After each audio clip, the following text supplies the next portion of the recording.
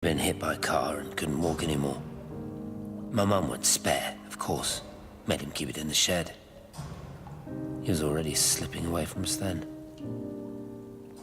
He spent hours with that fox, telling it all about Italy and the villages they bombed there. I was jealous, I think. That the fox got more of my dad than I did. But it was dying, that was clear. So one day, I snuck out, took it a sandwich for food. I was only 8. When it bit me, I remember the anger, the shock, the hurt. Running in, screaming from the garden, my mum panicking about rabies. My dad beat it to death with a spade. Later I found him crying. I'd done it, Ken's son. That's what he said. I'd done it, Ken, it was hurting you. That's just a poor, dumb, dying animal. It doesn't know it's hurting us. Christ help us, it's left the valley. It's everywhere now. It's been 3 hours since the planes went over. I haven't been able to reach anyone on the shortwave. I'm beginning to think I may have made a terrible miscalculation.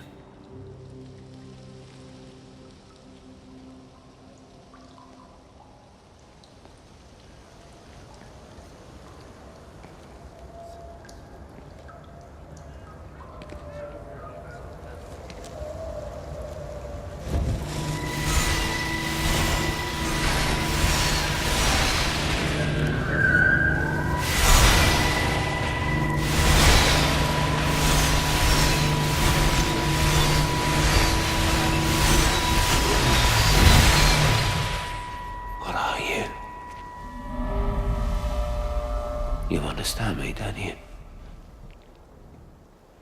Well, there's no one left. Just me. You know what this is? What I'm gonna do? You want light? Fine. I'll give you light. After me, there's no one. You'll be all alone again. Forever. Like before. You've taken everyone I've ever loved from me. You've made me do things I never even thought I was capable of. But if you think I'm coming with you... Kate? Wait. Stop. Kate.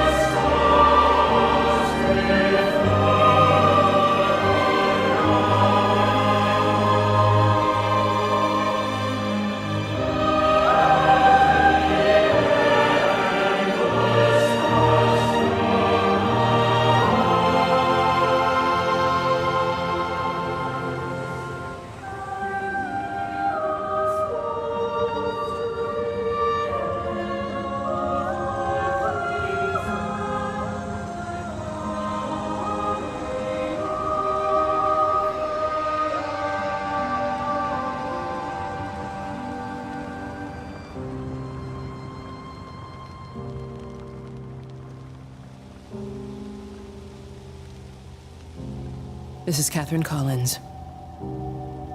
I don't know if anyone will ever hear this. It's all over. I'm the only one left.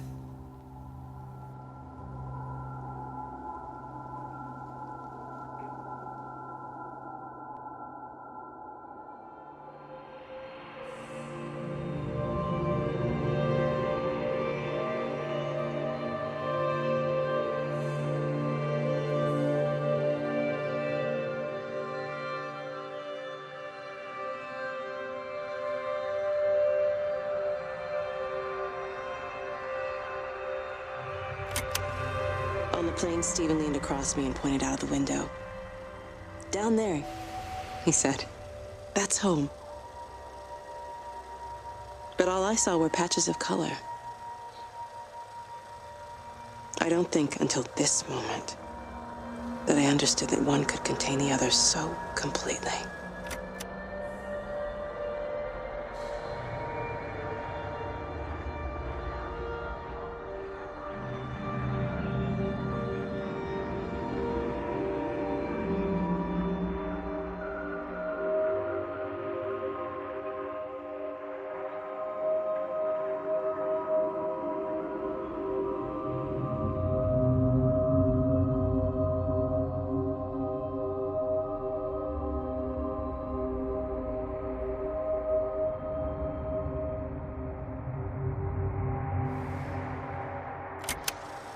I watched a butterfly dancing in a strip of sunlight.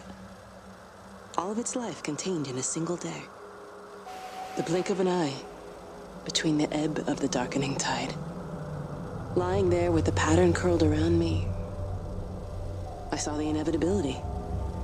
The necessity of presence born from absence. The constant unfolding.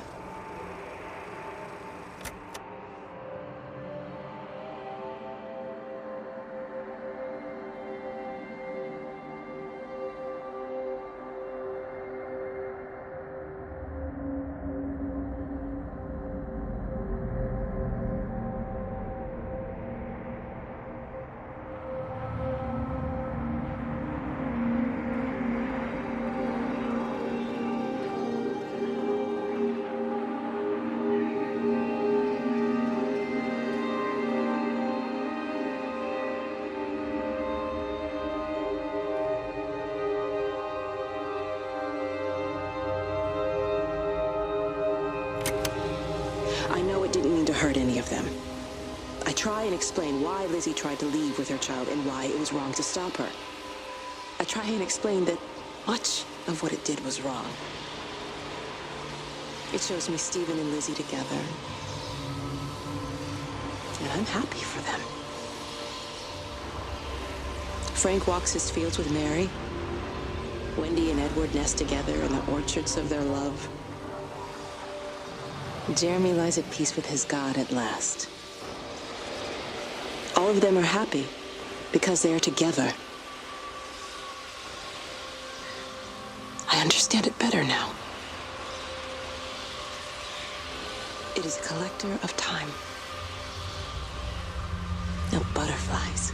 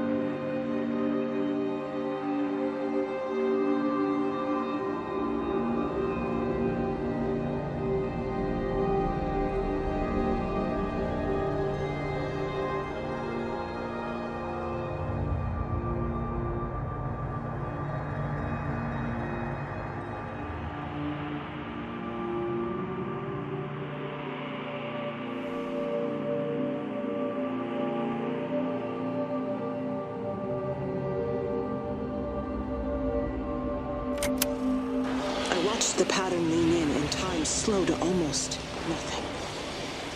I saw the flame leap from Stephen's hand and the moment hang in the air forever. I watched his face. And in the last second, I almost believe he saw me. He wasn't frightened or angry. I remember his expression, just like I remember it from the first time, early that morning when he woke and, still half sleeping, said, "God, I love you." And I loved him as he entered the fire. And I let him go, knowing I wasn't ready to join him. We have held time to ourselves here in this place. Held the light to the ground because we were afraid of the coming dark. But now we understand that to cling to the light is not living. I've spent my life watching the illumination from a million dead stars reaching for me without grasping this meaning. The light we cast transcends our death. The pattern made by our living creates a bridge across the dark.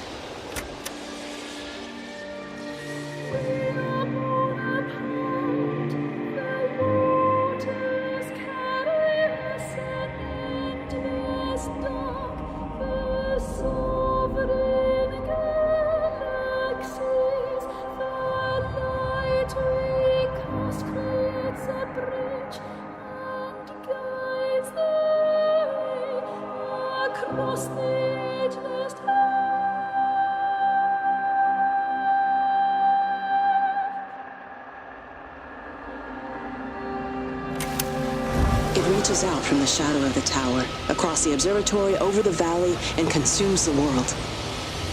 Everything is light now. Everything has come to rest. The world is scored by the traces we carved into it.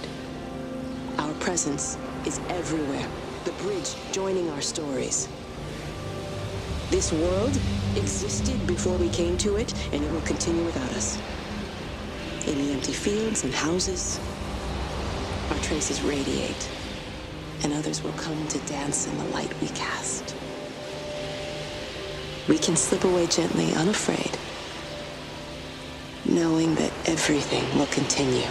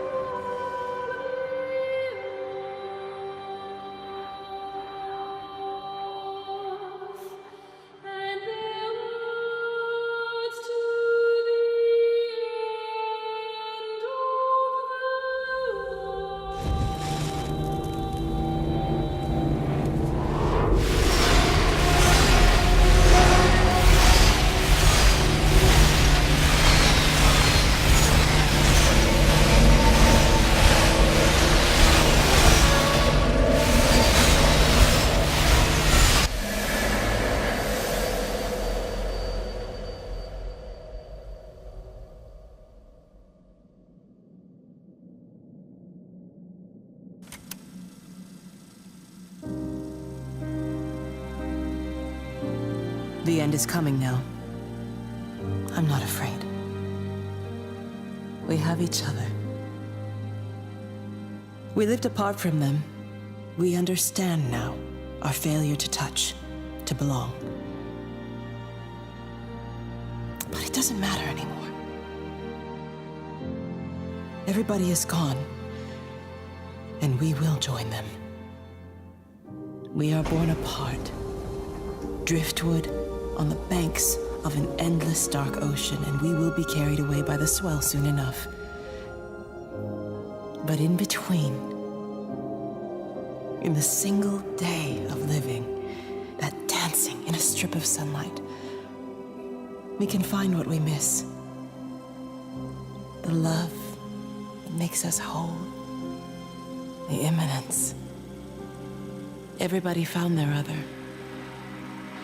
This pattern is mine.